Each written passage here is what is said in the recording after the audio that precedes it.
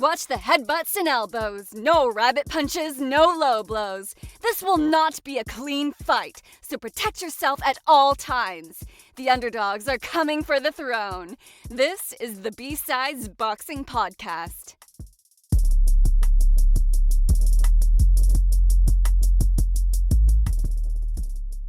Hi, just a couple things before we get started. First thing, there is a bit of microphone trouble throughout. I did my best to clean it up. I'm gonna make sure that doesn't happen again. So, your patience is very greatly appreciated. Second thing is that we recorded this before the Shakur De Los Santos news dropped. All right, so we're still talking in a lot of hypotheticals here. So, I don't know. Keep that in mind, I guess, as you're listening through. So, thanks for listening. Enjoy. Yo. Yeah, what's up? So what's going on? Nothing. Just, interesting weekend for me. How about you? You and me both. Yeah, what's going on with you? Just a long weekend of out and about. So it's kind of nice to be home now. For me, it's the opposite. It's been in and out of sleeping a lot. That has made it really difficult to connect with other people. It's always been really strange. Like, I talked to my sister on Friday for a bit, and that felt like a dream. Yeah, the whole weekend kind of felt like a hazy dream. It was weird. Must be some strong. Yeah, it's specifically the one for so I can imagine. Yeah, it gets kind of rough. Take some deep breaths. Yeah. Some push-ups. Summon the energy. All right, the radio voice is here. Welcome back, everybody. Thank you so much for listening.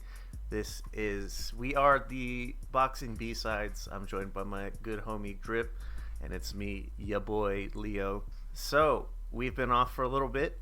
We are going to get ourselves into that 2-week working block that we have, that cycle that we have going with Ultimate Fucking Casual, which is a good show to listen for all your MMA needs.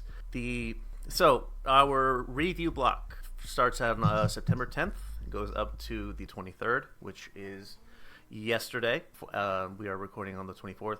The preview block goes from the 24th to October 8th.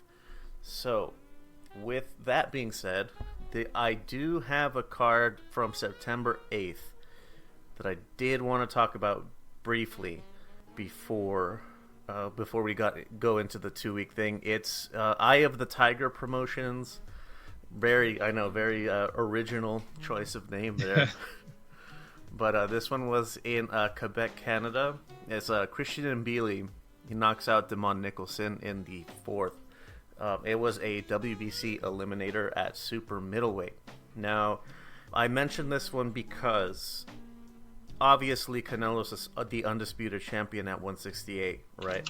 But of the 168 ladder, pretty much there's not a whole lot standing in Mbili's way. I think it's just David Benavidez, and that's probably it. I'm definitely not saying that Mbili's on Benavidez's level, let alone Canelo's, but it's just something that's going to be coming up. He's going to start entering the conversation for title shots, and not quite up to snuff with the current crop of the leadership, I guess, but he is going to be entering that conversation. Very exciting style, come forward, all action type. So, the type I'm talking about. So, yeah. So what's he on the rankings at? In the WBC, let me pull that up. He is number 1 in the WBC. Yeah. Interesting. That is something. That's higher than I thought. Holy shit. Okay. Potential matchups, like next fight then? Could it be... After Canelo Charlo, I really don't think so. It would not be.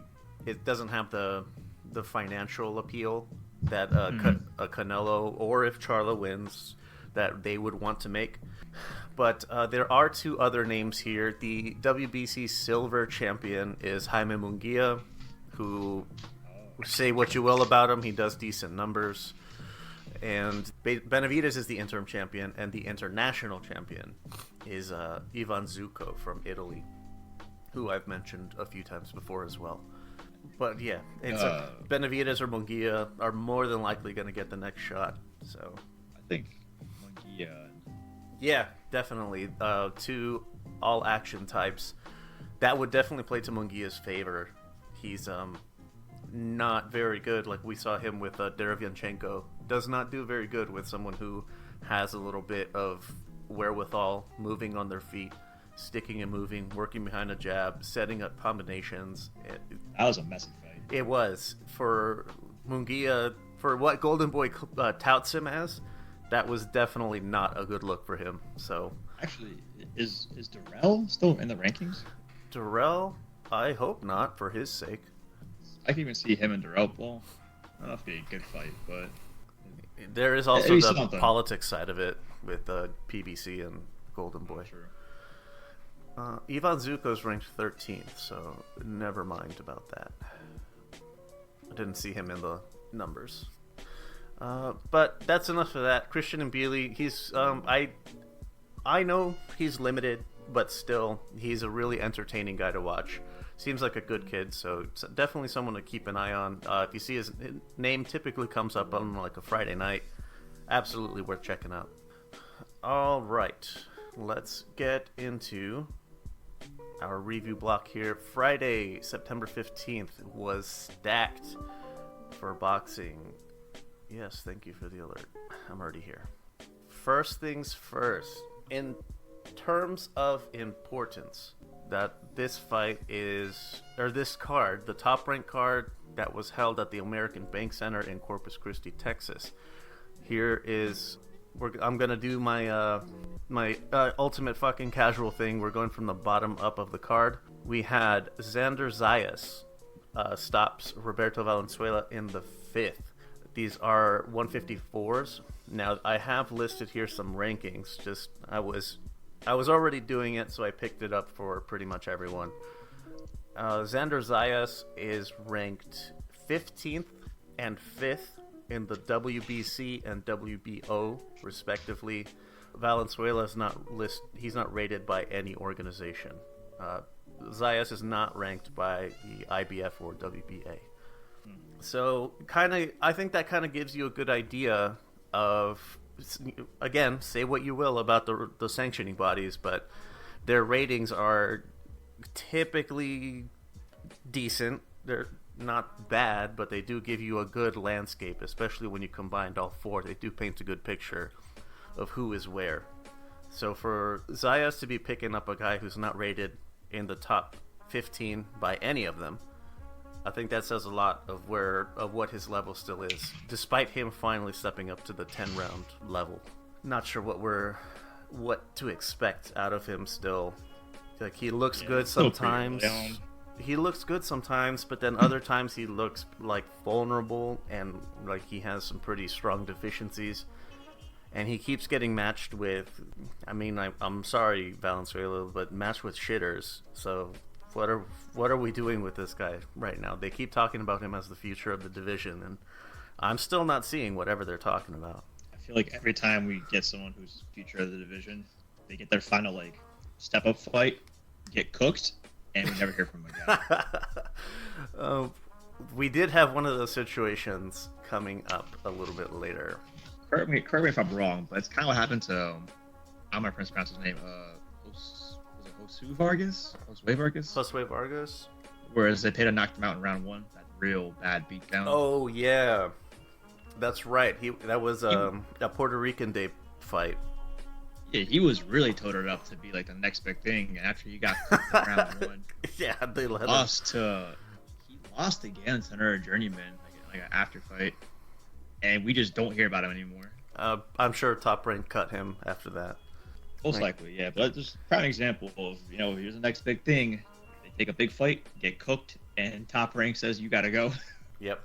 Yeah, Top Rank is the worst about cutting people in that way. Especially if you embarrass them with, they're talking you up, the next Puerto Rican guy, and then you go and get your ass beat by Zepeda. Bless his heart. It's not necessarily the biggest name, but at the time he was pretty solid. But still, you didn't. That makes his loss to Zepeda look worse in hindsight. One of those types of names is Jermaine Ortiz. Got a UD over Antonio Moran. I remember this fight being pretty exciting. It was a good back and forth, but it wasn't just all action, rock'em sock'em robots type of shit. So similar situation. Jermaine Ortiz is not rated in the IBF WBA, but is 7th and 4th in the WBC and WBO, and Antonio Moran is not rated by anyone. So 10-round fight at the lightweight division. Now that Devin Haney, it seems to me, at least it's happening with the WBC, all the Dragon Balls are being scattered to the corners of the world. All the titles are dispersing now that Devin Haney's pretty much officially moving up. So interesting situation. It looks like Jermaine Ortiz, we all know the writing's on the wall. Shakur Stevenson's going to get the WBC shot against whoever. And Jermaine Ortiz is going to be one of his first defenses. I just see this coming already. Kind of crazy how Ortiz isn't that really rated, but he still had that fight against Lomo. Kind of wild. It was a moral victory, and then he failed upward from there. It was like a win-win for him, whether he lost or. Yeah, absolutely. It wasn't about winning the fight. It was pretty much given. He was brought in to not win it, but yeah, he put on a show, and so people wanted to keep him around. Still, in this one, he did have moments of vulnerability. His defense did have holes. Shakur, say what you will about his power, will exploit those holes very easily. And the rest of the lightweight division. In this video, we are learning about Frank Martin. duck. Lomachenko is not fighting this year, and I believe he's going to be fighting for the IBF belt against Kambosos, Warbosos. Kind of a shitter fight. Yes, very much.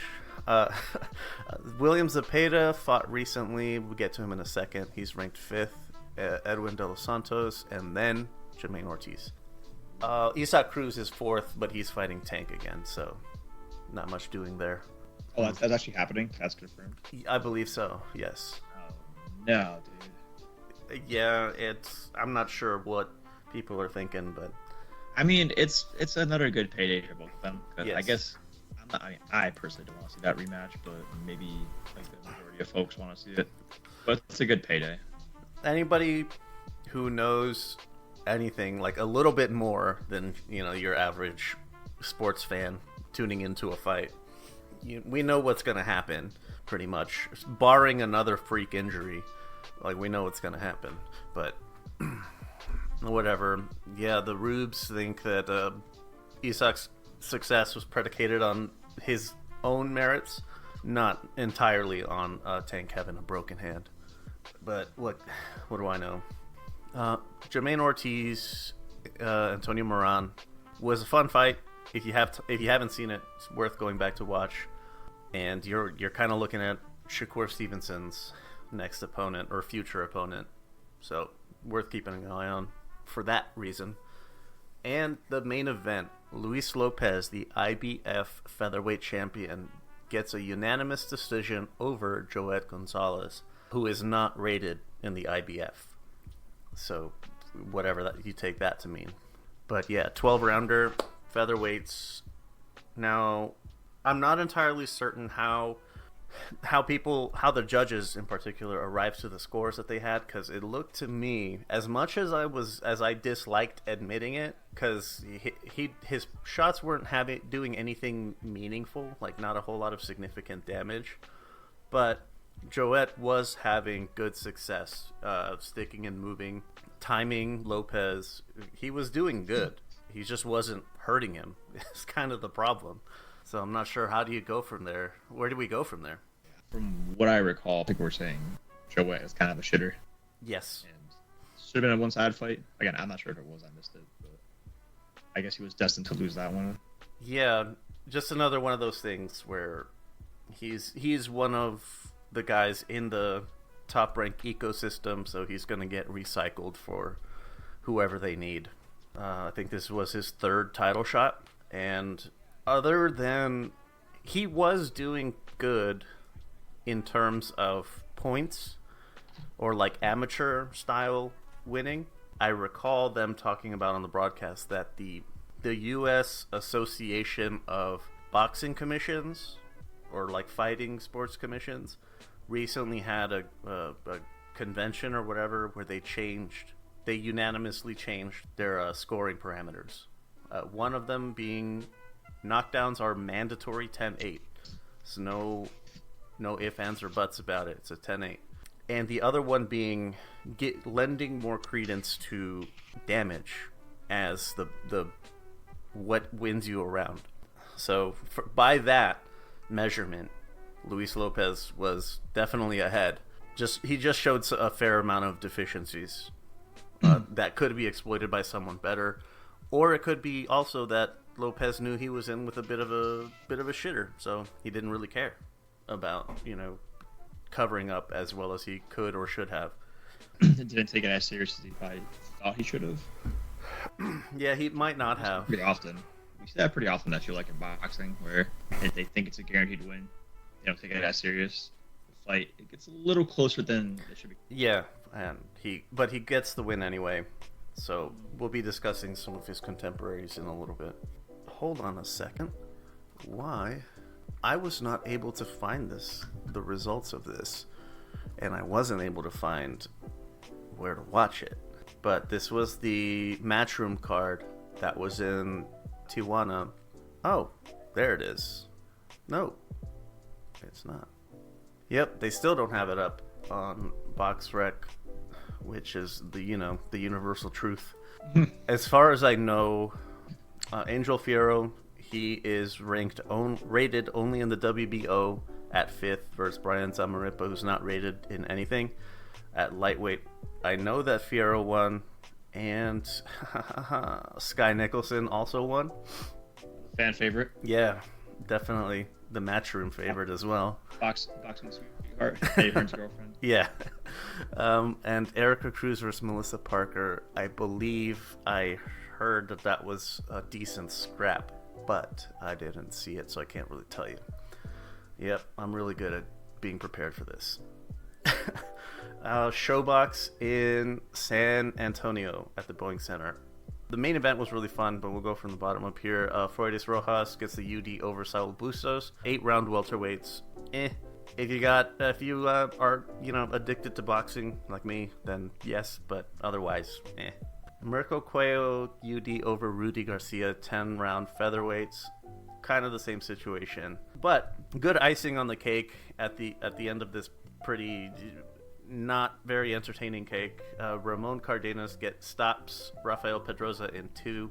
These are 10-round super bantams. It was Pedroza was he was the one that they were promoting, or were favoring at least. They were eyeing him on stepping up from here into some Showtime Championship boxing undercards, that type of thing, and he dropped the ball big time. Cardenas came to win, and that he did. He beat the shit out of Pedroza once Cardenas figured out he didn't have any the kind of power to worry him. And wow, it got nasty after that. Let's see. On the 16th, Eric Priest versus Simon Madsen. These are 8-round middleweights. It was a majority decision for Priest. 76-76. The other two were 79-73 and 80-72 for Priest. Not entirely certain where you come up with 76-76 out of that. I remember it being decently competitive, but very clear who was winning. You know what I mean? Close but clear. So I'm not sure how you could go 76 unless you were clearly favoring Madsen somehow. Now, Yokasta Valle, the IBF WBO female strawweight champion, beats by unanimous decision Maria Santizo. Only thing to know about this is Sinisa Estrada. That's what they're trying to do. That's what's going to be next. Has to be next. That'll be an undisputed fight, and it's like, it's not minimum weight, but it's fucking close to it. So, yeah. Tiny weight, brother. Yeah, I think we're already over time on how much people care about hearing that. Next one, the co-main, was Victor Morales versus Edwin Palomares. 10-round featherweights. This is a unanimous decision for Morales. This one, Victor is rated 12th and 13th by the WBA and WBC.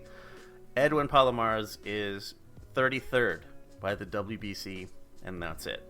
I think they only had him listed because he has a fight coming up, so you don't have to dig all the way through it. This was a case of a younger guy stepping up his competition, and the opponent isn't a world beater, former world champion, but he's a seasoned veteran. You know what I mean? He's that type of guy. Morales did well rallying back from adversity, like when his eye was getting when his eye got messed up, and so yeah, he had to really dig deep, and fortunately he was still able to see out of it, so there's that. But still, Morales, he's pretty fun. He's another ginger Mexican guy, so or he's Mexican American, so whatever. That's kind of fun, I guess. But yeah, keep an eye. He's fun. Keep an eye on him. Like, if you see his name on a card, he's worth watching. You know, don't skip it. Now, the main event: William Zepeda. Our boy Billy. Yeah, he stops Mercito Hesta in 6. I believe it was a full-on KO, like he was counted out, not technical stop or referee stoppage. The Zepeda is rated 6'2", 5'7", IBF, WBA, WBC, WBO. Hesta is 18th in the WBC, and that's all he's got. Ugh, not much to show for on that. Yeah, it was a good fight though. Hesta's been in with some solid contenders. I think he's been in with some champions as well. So, not a bad showing for Zepeda. Hesta is on his way out. He still looked pretty good, and he looked like he had a good gas tank. Still had good fight IQ, ring generalship, and all that stuff. But lacks the pop to make a serious dent on anybody with a decent chin, like Zepeda. So Zepeda pretty much walked him down and beat the Christ out of him for as long as it lasted. But we were talking about, like, Jermaine Ortiz. He is ranked 7th. Zepeda's 5th. These two, if not, they're on a collision course of some kind. And they're going to be knocking on a championship door pretty soon. I'm not entirely certain they're going to find any success against the I give more success to Jermaine more than Zepeda, to be honest with you. I think he'd fare better. Let's see. If I'm assuming Shakur is going to win the vacant belt over yes. Honestly, actually looking at the top 5, it's probably going to be Zepeda, if anyone. Or if they can swing it, Jermaine Ortiz. And yeah, somebody that just like Zepeda, if you're just going to come at Shakur, brother, that's not going to work. Nah. Several have tried. None of them have succeeded. Many men have tried. Yeah. Many have failed. Yeah, man. To me, he's going to remain at the top of the B level kind of guy, which I think we included him when we did that little hypothetical conversation with all of the like B tier dudes. And yeah, he's a pretty solid name right there. Like, he would have a fun scrap with like Kambosos or Yoshino, the Japanese guy that Shakur beat up recently. But like Kambosos is kind of just like a gatekeeper at this point. He might be. He had his very, very minimal title run. Is he gonna win against Loma for with the IBF? Not a chance probably. Doubtful. So it's kind of just like, where do you even put Campos at this point? Just like a fun entertainer. Unless Lomachenko gets some shrapnel somewhere, I'm not seeing him having any issues dealing with Kambosos. But there's also Edwin De Los Santos is in his neighborhood, Those two would make a fun fight if you just want to see people clobber each other. I think De Los Santos would take off Kambosos' head. Would he? But what about Zepeda? William Zepeda against De Los Santos? Yes. I'm gonna be biased, just because I've met Santos a few times. Probably gonna go with Santos again. The Shakur fight kind of makes me nervous, but he definitely has the skill. I don't know if he's gonna win against Shakur, but to be in the top contenders for lightweight, I think he stands a good chance against everybody else. Of those three, I'm taking Frank Martin, Isaac Cruz, and Lomachenko out of the picture here. So it's Zepeda, De Los Santos, and Ortiz that are in the picture for the vacant fight with Shakur. You think De Los Santos has the best chance? What was it? Ortiz, Santos, and who else was the last one? Zepeda. Yeah, 100% Santos. Yeah. Without a doubt.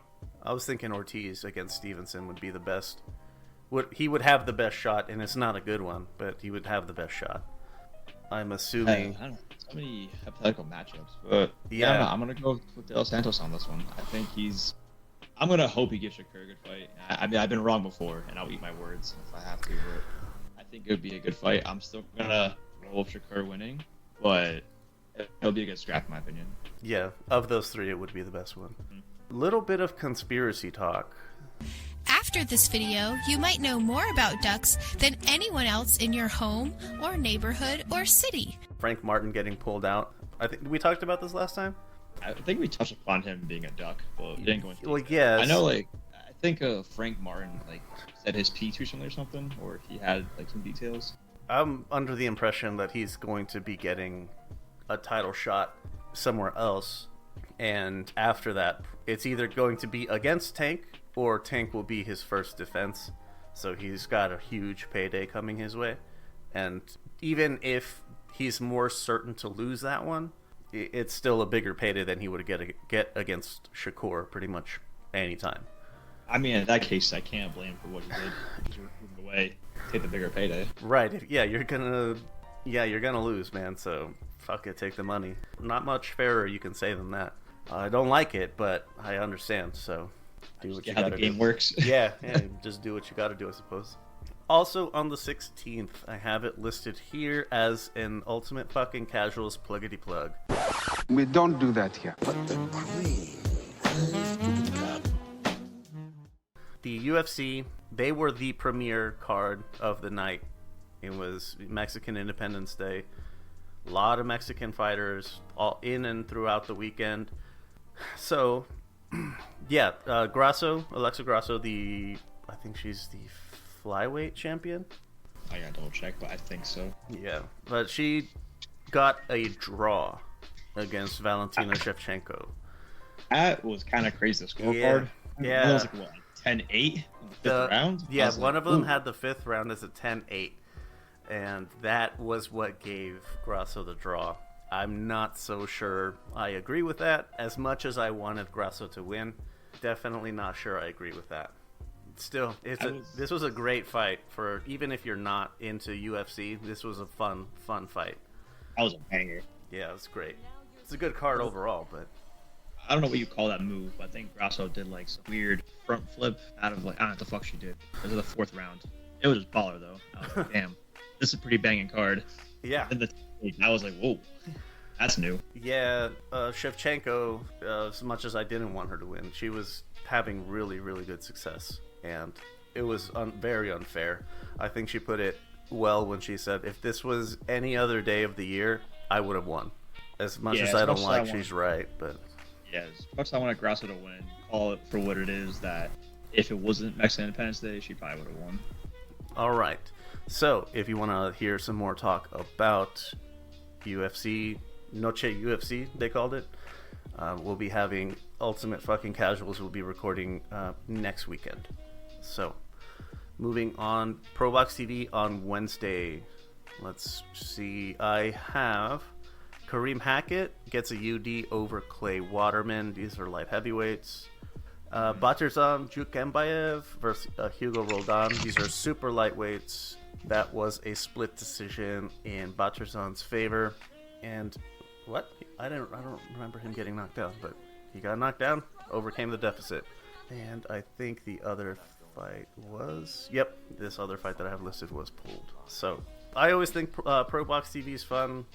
Check out the Showbox fighters of tomorrow. Not quite the stars of tomorrow, but they're fun Wednesday night activity. Yeah, if you're looking for some fights on Wednesday nights, there you go. You can't go wrong. All right. Now on the 23rd, Big Bang. I knew he was like, he proves me wrong in a good way though, in the best way. Anthony Yarde, first things first. Anthony Yarde stops Jorge Silva in 2 light heavyweights. I think Silva came in on 2 days' notice or something, and it really showed. Anthony Yarde he had completed a camp, so he was in a lot better shape, and yeah, that was really the main difference. But the real deal of the card, real magic. Yep, Zhilei Zhang defends his interim WBO title against Joe Joyce. This was their rematch from, I think it was April, and Zhang knocks him out in 3 with a fucking peach of a right hand, man. It was sweet. Definitely worth watching. If you did not see it, stop now, go watch it, and then come back. Big Bang Daddy Zhang. Holy cow. The dude is 40. He's fucking 40. Yeah, I forgot about that. Dude's like 40 years old, and honestly, he looks good for 40 years old. Yeah, he really does. Now, all right, let's kind of dive into it a little bit. Now we can kind of all agree that Joe Joyce, being the 40-year-old prospect, is now going to wither away. We're probably never going to hear him again. It's fine by me. I think he'll get more shots. They're not going to be anything special, but he's going to... I think they'll sell him out in his whole hometown or something. See, I don't know. How far can you really take him at his age? He's up there. He's up there as well. He started boxing at 22. He's probably heavyweight gatekeeper, I guess. Yeah, the lower end of the gatekeeping. And now with Big Bang Zhang, so that's gonna be a fun part. Where do we go with him next? I wanted to get Joyce's age first. 38. Holy shit balls. Yeah, exactly. So I didn't know he was that old. God, he was damn. 36. If he was 36, 35, I could see him getting another title shot in the future. But at 38, probably might be time to hang him up, buddy. That's what I'm saying. It's extremely limited in technique. Clearly not as punch resistant as he used to be. I don't know what else he has left. I remember when he stopped Dubois or something a while back, people were like, this dude's gonna spark AJ, he's gonna spark Fury, everybody. Now what? Who said that? That wasn't British. That's what I'm saying. Now what? Yeah, there's nothing more for him to do. Fight Dubois again? God no. For a loser leaves town match? Pack your bags and go. Yeah, pack your boxing bags and get the fuck out, because you're done. On a serious note, 38 years old, just suffered a pretty bad KO loss. Double losses. Yeah, double actually. Yeah, what's the chance you really get Hrgovic? Huh? It'd be a fun scrap. Yeah, maybe. Martin Bakoli, maybe. There's some low level. Yeah, there's nothing that's gonna be high level. Joe Joyce is currently rated at 8th on BoxRec. Anyone above him, absolutely not. Dillian White is bro, no. None of these are gonna go well for you. And yeah, you need to start looking downward and start looking at paydays and then look for the exit. Fuck, who did the AJ and Dillian White both fight? Can't think of it. Was it Jermaine Franklin? Oh, the newer guy. Yeah, Jermaine Franklin. Yeah, I think feeding Joyce to Franklin would be a good fight. Kind of get Franklin's name up there a little bit. I think that Franklin is aligned with Matchroom and Joyce is with Queensberry, so Rip. Yeah, not gonna happen. Not very likely to happen unless Frank Warren is okay with shopping his dude out to possible losses and feeding him to other contenders that are not his. Not likely. Jared Anderson. Oh, I think Anderson would walk him. Oh, fuck yeah, he would. That'd be bad. That'd be retirement right there for Joyce. Jared Anderson and Joe Joyce are Bob Arum, Frank Warren, and they have a working partnership. So, I guess actually that answers the question of like that could be one of Anderson's like bigger like step up fights. Give him Joe Joyce. Whoa, when did Murat Gassiev change his? He used to be Russian. Now he's listed as Armenian. When the hell did that happen? Russian Armenian. Oh yeah. Oh, look at that. Well, was he always Armenian? Yeah. I suppose that has to be it. That he was, ethnically Armenian. That dude's only 29. Yeah. 40. Yeah, he's always looked that way though. Anyway. Yeah. That is like that would be a good shot for Joyce. Actually, Murat Gassiev. He's a power threat a little bit, but he's not. He's also very technically limited and has a gas tank issue as well. He walks like he has 2 left feet. Yeah, so not too dangerous, but it is a recognizable name for whatever that's worth. But now going back to Zhang, I saw he was calling out Fury. Yes, that's the only name he's been calling out is Fury. But now realistically, after that shit show of Ngannou and Fury, could that be a possibility? It could happen, in that they're both with Frank Warren, so there's that. But as far as the, I don't know if politics is the right word, but Zhang being the WBO interim, he's lined up for Usyk's WBO belt, for whatever that's worth. But yeah, Tyson Fury, Ngannou, after Ngannou knocks him out in 2, right? So yeah, something like that. Ngannou comes with the Mike Tyson hammer. Blitz. Yeah, the peekaboo style. Zhang, so he's on BoxRec. He's listed at 7th. He's got Dillian White, Wilder, Fury, Joshua, Usyk. All of these are pretty tough outs. Well, White and Dubois, I mean, not nearly as much, but after that, you're still looking at the reigning, the old guard that are still in place. The old guard? Yeah. And he's up there in age with them. He's older than those guys. Yeah, I think Wilder's at a hot 37 right now. Yep. He's getting up there. That's right. He's 37. I know Tyson Fury's about my age. Yep, 35. Yeah, I think AJ's the youngest one, 32 or 33. He's 33. He's still good. Usyk's 30. Everyone else. 6. Oh, Usyk, man. That's kind of getting me a little nervous. Well, they still got time. Heavyweights, I think the incline of longevity going from, straw weight all the way up to heavyweight, it's like a really steep jump as you get higher and higher in the weight classes. Mm-hmm. It's just because cutting isn't as difficult, typically, if among other things. Yeah, if anything. So these guys, they're not putting their body through a whole lot of difficulty because they don't have to make weight. They just have to have a good weight ratio. Just be in shape. Yeah, be in good shape and be a good weight for the shape that you're in. Dude, unless you're Tyson Fury, just fat as a fuck. And of all the fucks, he is the fattest one. But you know what? He wears it proudly. He admits it. So you can't make fun of the guy. Right. If you had a problem with it, then go stop him. Go beat him. Good luck. Zhang, though, he can't really wait these guys out. He's definitely calling on Fury because he wants to get a good payday before he starts, getting his ass kicked by the top level dudes. Mm-hmm. So obviously he thinks Fury's the best one. Fury, as much as I think he would do fantastically promoting a fight in China.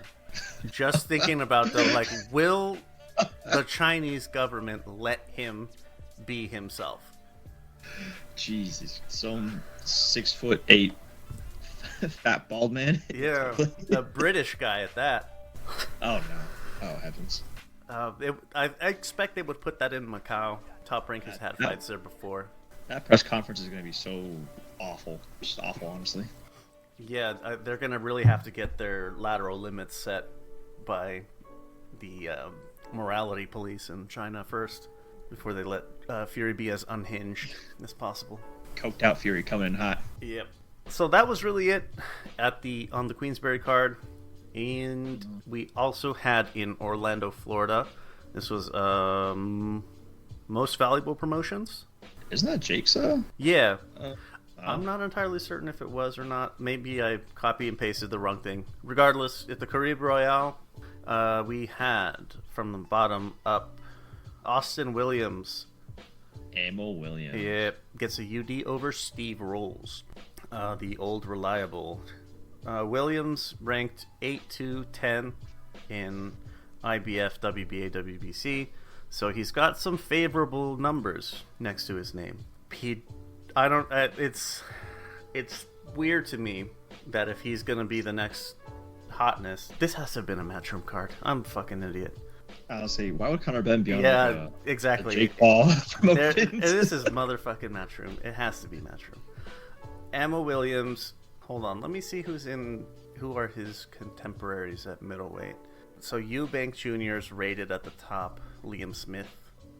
Carlos Adames is, for all intents and purposes, the WBC champion. John Ebek, he has the WBO. Vincenzo Gualtieri is the IBF. And there's only like one other guy whose name nobody would recognize is in there. Not a whole lot. Dog shit division. So yeah. I don't see a whole lot stopping him from getting a belt, to be honest with you. It kind of is the smooth walking. Yeah, just I guess keep your head down, keep doing what you're doing. Hit that. How he wasn't able to stop an aged Steve Rolls is a bit odd to me. Leave some questions out there, but maybe just a bad night. Could have been. Yeah, I guess benefit of the doubt. Keep watching Austin Williams as he ascends the middleweight ladder. Jessica McCaskill split draw with Sandy Ryan. They were a lot of controversy on that one. Yeah, they were unifying 3 belts: WBA, WBC for McCaskill, WBO for Sandy Ryan, and I don't know. It seemed to me that McCaskill did enough. I'm not sure. Did she or did she not? There was controversy on the draw. Yeah, I was just following up on the controversy from articles and occasionally Reddit. I try to stay away from there a little bit, but yeah, but I expect they're going to run this back. So yeah, enjoy that if it happens again. Conor Benn gets the UD over Rodolfo Orozco, 10 rounds at junior middleweight. That was sloppy. Yes. Very, very sloppy. And it's weird to me because Conor couldn't, he was hitting him clean. He was getting him some big shots, and he still just couldn't get him out of there. The egg prices being what they are, he couldn't get his proper training regimen in. Yeah, I guess not, but yeah, his power's not there at 154. Rodolfo Orozco is a fucking dog, and he's not going down without a fight, especially if you don't got pop. Yeah, I'm not surprised he took it to the end. It was a sloppy, very, very sloppy scrap. Yeah. Conor looks like he hasn't changed a thing from his last fights. Nope. It's exactly the same. I think I saw afterwards, him and his dad were still calling out Chris Eubank, and dude, that ship is just long sail. Just let it go. Yeah, Eubank's not very interested in that anymore. Maybe call Kell Brook. Dude, looking at Chris Eubank right now, the new dude, he would just dog Conor Benn. It's not even a fair fight at that point. If Conor Benn can't, Orozco being as tough as he is, Conor Benn having gotten as many clean hits as he did, should have done more. Yeah, should have at least dropped him or something. Power's not there. He's not gonna last long in the division. But we'll see where he goes. 99-91. 99-91, 96-94. Yeah, 96-94. Not too mad at it. Almost a clean sweep. Yeah, close, but not quite. The lack of power is going to really be a problem. Yeah, he's got to figure out how he's going to get his ass down to 147. Well, he can't even fight in the UK anymore, right? That's still, he's still barred? I believe so. So he's going to fight in the States now? Yes. And egg prices are a little bit more expensive. Eggs are hard to get over. Well, not hard to get, but kind of pricey over here. it's interesting where his career's gonna take him now. Because like, if you're only gonna be limited, maybe not limited, but like only fighting in the States, like, would it be harder to get fights now? I don't think so. Being on a match, if you get opponents, you just like Conor Benn is a decent name, and it's a matchroom card, so you're gonna get paid. So I think this is more of a matter of Conor Benn, I don't know, rediscovering himself post egg situation. Because light middleweight, junior middleweight's not going to do it. He's not going to be able to hack it at 154. Yeah, definitely not. Not with that weak ass power. Exactly. And the main event, Richardson Hitchens. I mean, he beats Jose Cepeda. These are 140s. Hitchens is rated 7th by the IBF, 22nd by the WBC. Cepeda is rated 6th, so that's pretty interesting. Not entirely surprising, given the last time we saw Cepeda out. He was given, that I recall, he was giving Prograis some good work. He fought that Indian guy in March. Richardson Hitchens. He gets a win over a notable contender, perennial contender. Super tough, decent power. He's scrappy, but not unintelligent with his aggression. So, where does Hitchens go from here? Let's lay it out real quick. So, Teofimo has the WBO. He's fighting the winner of Haney Prograis. Ooh. Oh, wait. Haney's moving up to 140, and he's taking Regis Prograis. Potential Teofimo and Devin Haney fight. I like the sound of that. Yeah, I think that's the plan. They're assuming that Haney's going to win. Arnold Barbosa. I think he got cut by Top Rank recently. I thought he's still fighting. I know he had a pretty public falling out, but he hasn't fought since February. So Richardson Hitchens probably not going to fight Jose Ramirez, who's with Top Rank.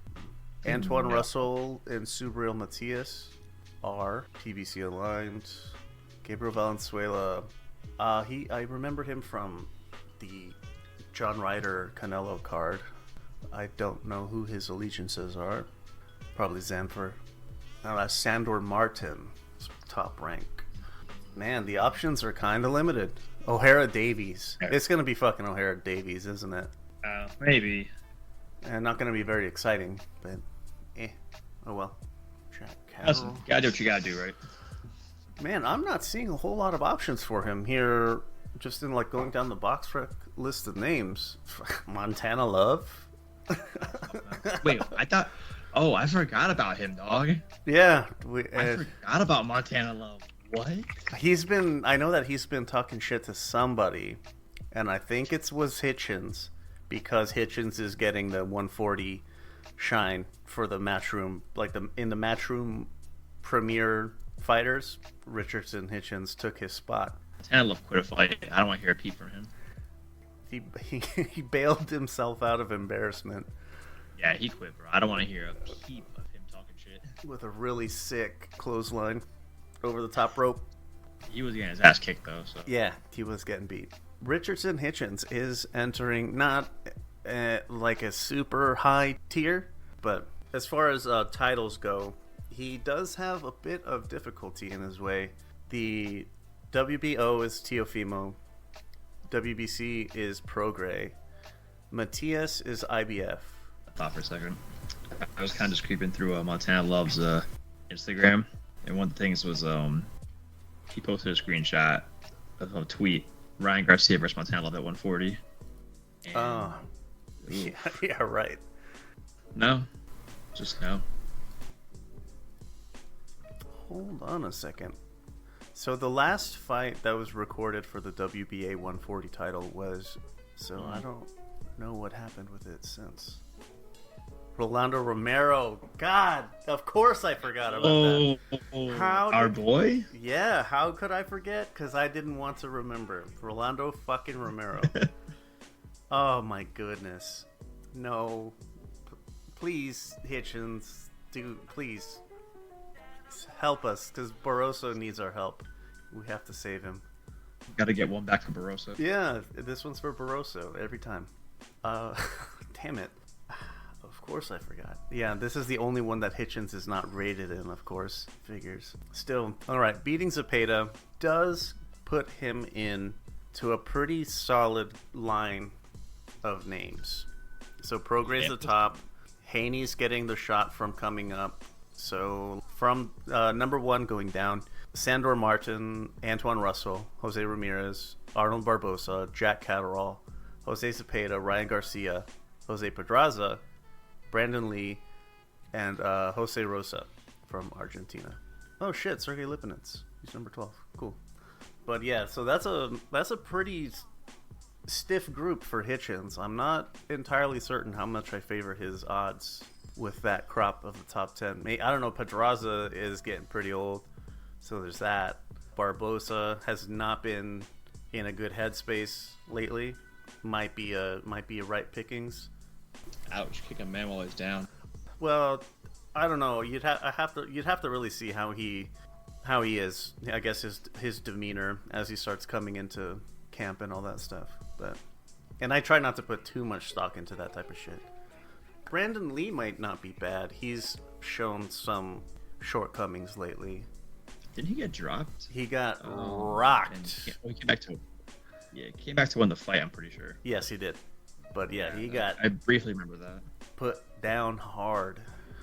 Actually, so yeah, I could see Hitchens and Brandon Lee going at it then. That'd probably be Hitchens' best bet. Yeah, I'll be interested to see where he goes, because obviously he's at 22 and he beat number 6. Maybe these ratings are dog shit anyway. I don't know, but whatever. I'm still interested to see where Hitchens lands. The Zepeda fight got him points for the ELO, that is BoxRec, so that's why he's at the top there. But all right, the preview block is from today, the 24th, to October 8th. Really quickly, how the mighty have fallen. Friday, September 29th, in Philadelphia, PA, at the 2300 Arena, R&B Promotions. Tevin Farmer is back against To Be Determined. He still doesn't. There's no fighter yet. He still doesn't have an opponent. We're like 5 days, dog. We're less than a week out. Lightweights, fuck. You're gonna have to find a featherweight that's slightly overweight, but not too much. Tevin Farmer is rated 15th and 20th by the IBF and WBC, respectively. He's walking into a pretty tough landscape because lightweight is fire at the moment, and Tevin Farmer is not. Yeah. Not having an opponent. Yeah. Not a good look either. I think that's more a testament to the promoter than it is Sure. to him. I don't think that's his fault that the promoter hasn't secured an opponent there. It's still like he's gone down to the 8-round level now. Jeez, you would think that this guy's a former world champion. Or what the fuck? You would think he'd at least be on like a Friday night card for, I don't know, like Matchroom or somebody else. You know, somebody that you recognize. But no, Tevin Farmer. If they're fighting in Philly, they'll find some like Philly crackhead to fill in. But yeah, how the mighty have fallen. Tevin Farmer. As much as they would say that they didn't, I recall when Tevin Farmer and Tank were fighting at 130. A good contingent of Reddit thought Tevin Farmer would beat Tank. Let's see, actually speaking of Eddie Hearn, one of his recent acquisitions, he signed Jai Opataya, the IBF Cruiserweight Champion, and he will be making his Matchroom debut at Wembley on the 30th. He's going to be facing Jordan Thompson, who is rated 5th by the IBF, so this is probably a mandatory type of situation. And who knows? Maybe we'll get Okoli, bring him out of the, or Chris Billum Smith to unify belts or something. Okoli locked away, bro. Never liked him. It would be an easy win for Opataya. He's really good boxer puncher, aggressive. It would be fun. So that was the only fight on that card that was really worth discussing. Okay. On the 30th as well, this is the PBC on Showtime pay-per-view at the T-Mobile in Las Vegas. We have Canelo versus Charnelo for the super middleweight undisputed title. Before we do that, let's go from the bottom up, as I like to do. So we're starting with middleweights, Elijah Garcia and Jose Resendiz. The Elijah, so the ratings are IBF, WBA, WBC, WBO. That's the order. It's kind of alphabetical-ish. And so Elijah Garcia is 7-8-6-14. Resendiz is not rated, 9-20, not rated. Elijah and Resendiz is a hot commodity at the moment, just coming off of that Hurd win. Hurd tried to make his umpteenth comeback, and Resendiz beat him. And Elijah Garcia, he's been climbing the ladder, I guess, the old-fashioned way. So that's pretty cool. But still, two guys that are, I'm not going to say ultra hot at the moment, but this is a good time for them to be meeting up. They're warming up. The stove is at least turned on. Absolutely. Yeah, there's some heat there. There's something going on here. Elijah Garcia's from Phoenix, so naturally, that's my dude. Resendiz, though, he's really cool. He's a really fun fighting style. I think he's the bull. All right, Yordenis Ugas finally returns. He is fighting for the interim WBC welterweight title against Mario Barrios. They are rated 2nd and 4th. Not expecting a whole lot out of Mario Barrios here, so it's all upside from him. And this can only go good, because I'm expecting him to get his ass beat like Keith Thurman beat his ass. That's what I'm expecting. Yeah, I don't see Mario Barrios doing much in this fight to really deter Ugas. But as you said, kind of a feeling upwards type of thing. Yeah. I'm expecting that. Of course, I'm assuming Ugas is winning. I'm expecting that they're using this to start angling for Keith Thurman, Yordenis Ugas, which is fucking hot. That's a good fight. I would love to see that. Ages and all the rest of it notwithstanding, I would love to see Ugas Thurman. Obviously, age is pending because Ugas is like 37, 38. He's on the older side, but he's got that fucking Caribbean fountain of youth. Yeah, right. Dude looks like he's still young as fuck. Dude looks like he's in like his early mid 30s, like 33. But so good for, and plus got fucking Mrs. Ugas to keep him stress free. If you know what I mean. Thurman Ugas would be a real good one to watch. That'd be a fun scrap. That's honestly what I'm expecting that they're trying to angle for. Most likely, yeah. Once Crawford and Spence do the thing again, I'm expecting both of those guys to move up, and so the belts will be scattered, and Ugas is right there to pick up WBC already. So kind of touch upon that like moving up thing. I keep seeing way too many like just articles and posts about like Crawford moved up to fight Canelo. Crawford and Tank meet at a catchweight. I'm like, where's all this coming from? I have no idea. The only thing I've heard, and I think I heard this from both Crawford and Canelo, is like if Tank moves up to fight Crawford and Crawford wins, oh, you just beat the little guy. Crawford moves up to fight Canelo and Canelo wins, oh, you just beat the little guy. Why the fuck am I going to waste my time with that? The weight difference is too much. Like this isn't like a Charlo situation he's like 6'2", moving up to 168. It's not, and which is a lot bigger than Canelo. No, that's exactly it. It's like, I mean, I don't think in any stretch of the imagination Tank and Crawford ever going to meet. It just wouldn't make sense. Not at all. Super dumb. Yeah, whoever's saying that, I really think they're taking the piss. They have to be, because there's no fucking way that they honestly believe those things would happen. I'm all for hypotheticals, but yeah, they gotta make sense at some point. It's gotta make at least a bit of sense. How about we have Canelo, by himself, and Tank gets a mecha suit like the one in Alien. and he gets to fight Canelo with that. Like, yeah, hypotheticals. We could do this shit mean, all day. We've had some real bad ones, because I think at one point there was the talk Canelo fighting Usyk cruiserweight. That was really bad. Yeah. I've seen some bad hypotheticals, but that was just really bad. Who's the guy from the Congo? Badou Jack just beat him. Makabu. That's right. Oh. He goes up and takes Makabu's belt and then leverages that for to bring Usyk down or something. I don't know. Yeah, really dumb. Now, what isn't dumb, however, is Jesus Ramos. He is... I think I just picked this for the WBC. He's rated 4th versus Erickson Lubin, rated 6th. These are 154s. It seems like Lubin's on his downswing, even though he's fairly young. He's been in the mixer. He's been in the grinder for a bit, and Jesus Ramos is definitely on the ascent.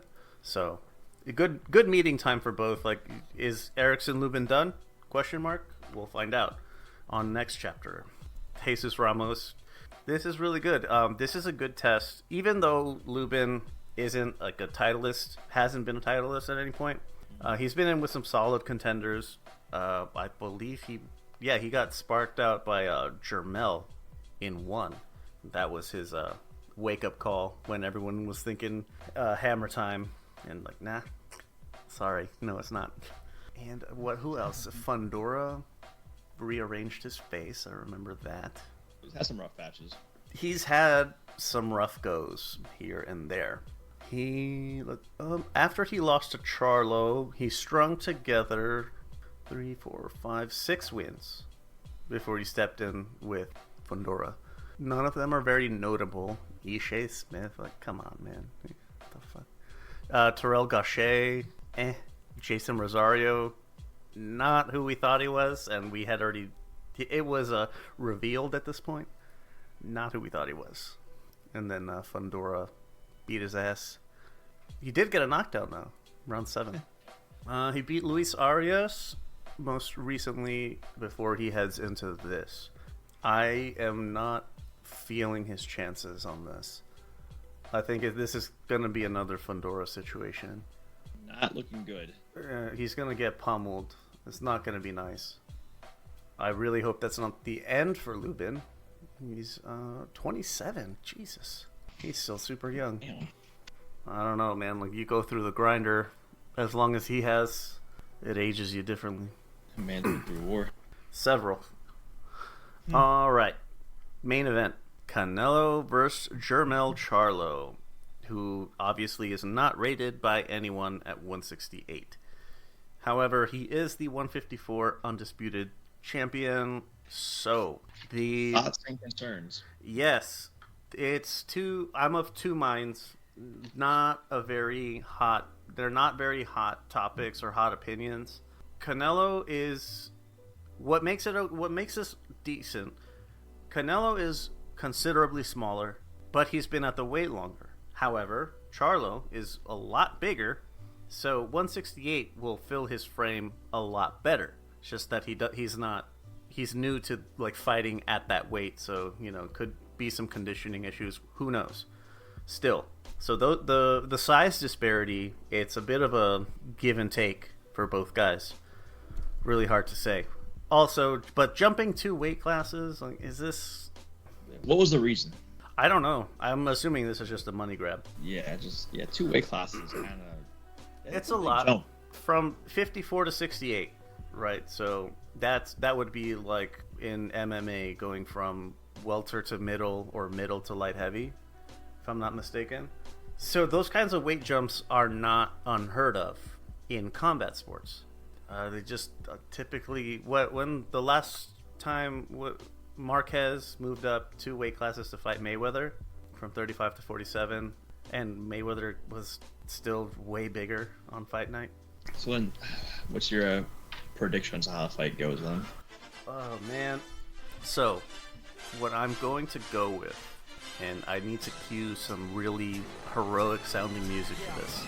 Jermel Charlo is going to win by knockout, baby. He's going to fucking spark Canelo. He's going to walk into the ring jack the ever-loving fuck up like huge-ass guns, like 22-inch pythons, brother. And he's going to march into the ring and he's like going to just fight with power he never knew he had. Brother, wake up. Yeah. Wake up.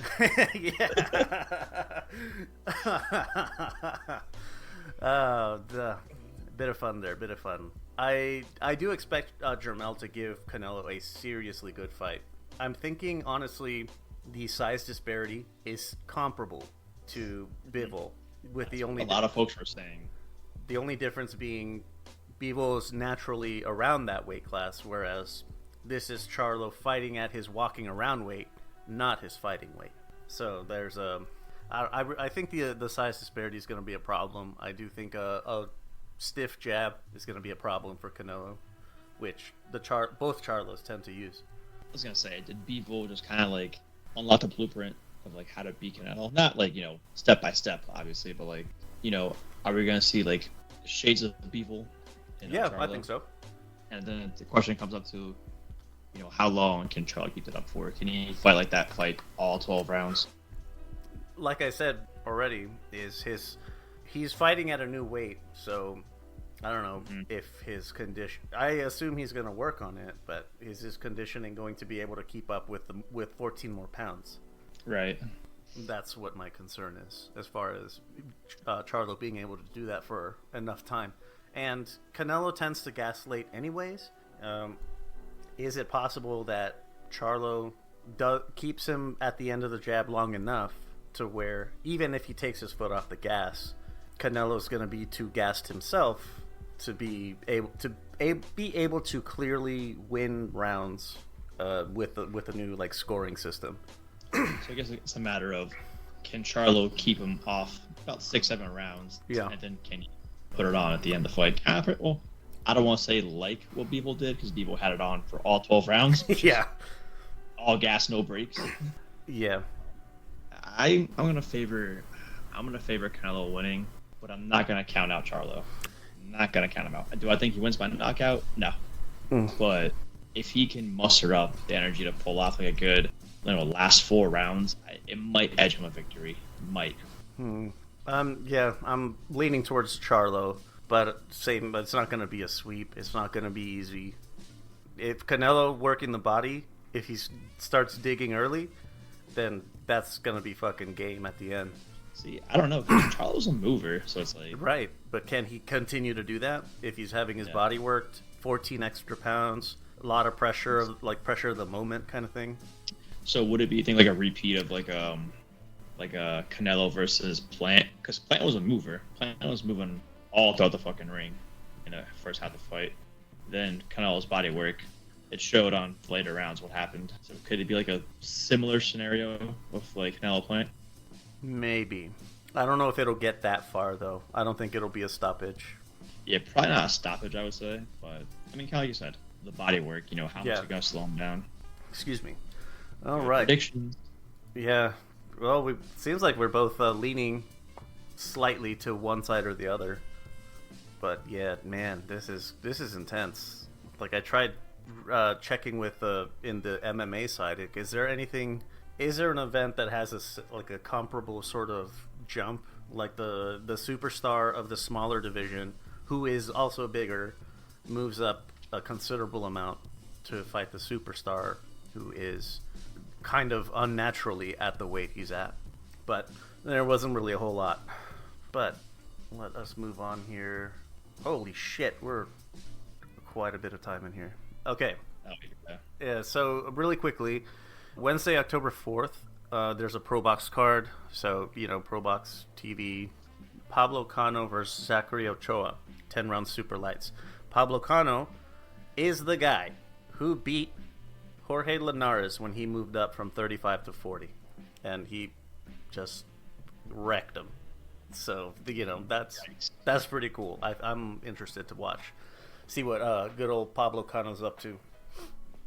Let's see here. On the 7th of October, Lee Wood, the WBA featherweight champion, faces Josh Failing Upwards Warrington, who's rated 7th in the WBA.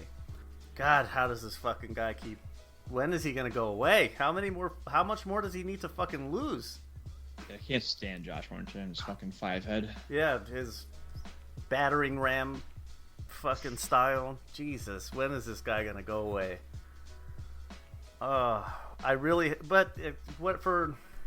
This one's in Sheffield, right? And I know that Warrington is from Leeds, where he does sells lots of tickets and all that. Always gets the crowd out for his events there. I don't know. I think he's gonna crowd. Yeah, surprising. Dude, God bless. But yeah, I think he's. I don't know how much longer he's gonna be able to do that. He's not like Anthony Joshua, who can lose several times and people are still gonna be there. I don't think Warrington is of that same ilk. I don't think he's gonna get to that point. He already has kind of like a bad taste. Yeah. From his dirty boxing and that fucking big head of his. Well, to do my best Oles impersonation, it's 2 Brits, so like everybody wins as far as I'm concerned. I win because there was a Brit's gonna beat up another Brit, so it's all good with me. That's always a good day, honestly. It's always a good day when Brits are beating the shit out of each other, or headbutting the shit out of each other, whatever. All right, now our last bit before we get on our way out. Golden Boy card. This is on the 7th. This is at the Cosmopolitan in Las Vegas. From the bottom up, these are 2 fights. I honestly don't know that much about these guys. So hopefully, we'll have better things to talk about when we get them in the review section. Eric Tudor versus Jose Luis Sanchez. 8-round super welterweights. John Ramirez versus Ronald Batista, 10-round super flyweights. And the cruiserweight debut of Gilberto Zurdo Ramirez versus Joe the Common Man Smith. Ramirez, I think he was going to fight Bivol, and he came in like 15 pounds overweight.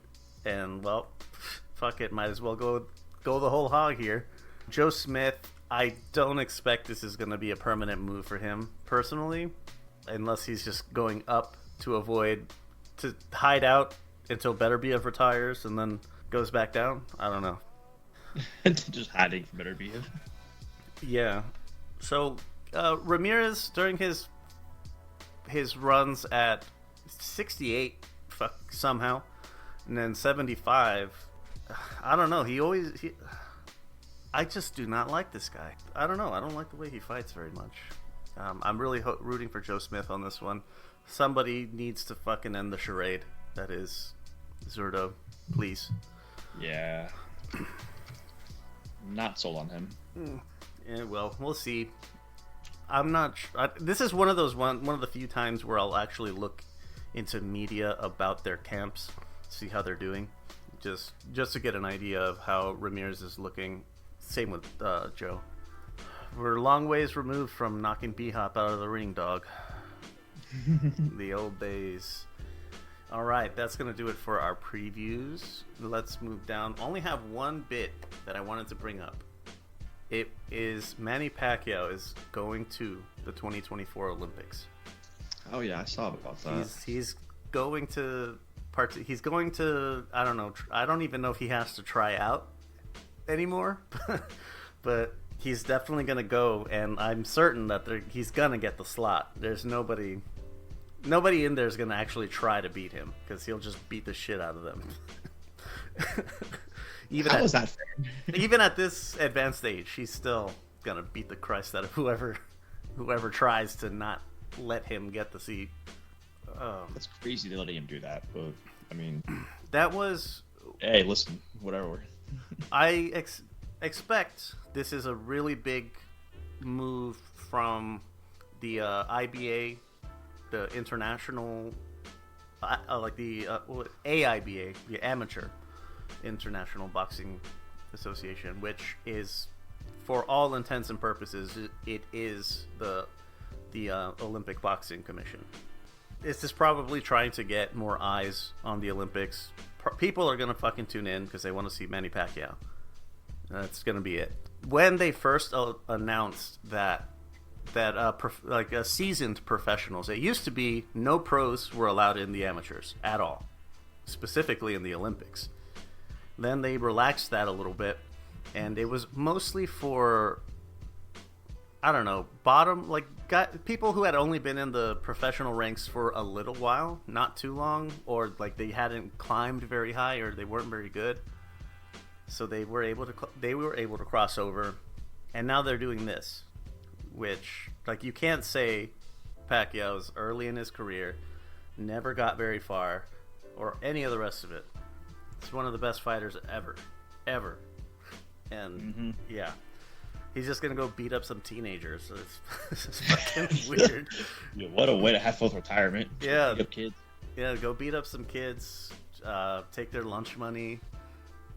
Shatter their dreams. Yes. Well, I don't know. Would you be that upset if it was your lifelong dream to go to the Olympics and you get there and, like, holy titties, it's Manny Pacquiao? It's kind of a double-edged sword. It's like, yeah, holy titties, Manny Pacquiao. It's like, shit, it's Manny Pacquiao. Yeah.